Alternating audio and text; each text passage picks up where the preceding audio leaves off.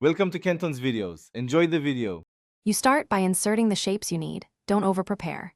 Select Insert, choose Shapes, and place your first shapes on the page. Once done, click a shape so the Drawing Tools /Format tab appears. This gives you access to connector lines. If you prefer a contained area, insert a drawing canvas first. It keeps connectors attached more reliably. Make sure shapes are roughly positioned where you want connections to appear before drawing lines.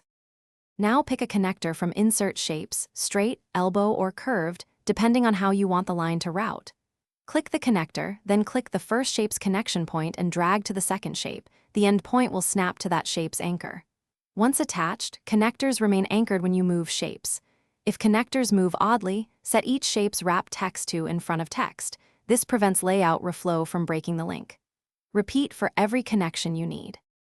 Finish by selecting every shape and connector and grouping them so you can move the entire diagram as one object. Right-click and choose Group. Once grouped, fine-tune line color, weight, and arrowheads via Format Shape to improve clarity. If you need editable single pieces later, ungroup first. If a connector detaches, first check Wrap Text settings, in front of text fixes most issues, or redraw inside a drawing canvas. This is the reliable fix when connectors won't stay attached. Thanks for watching. Consider subscribing if we helped you.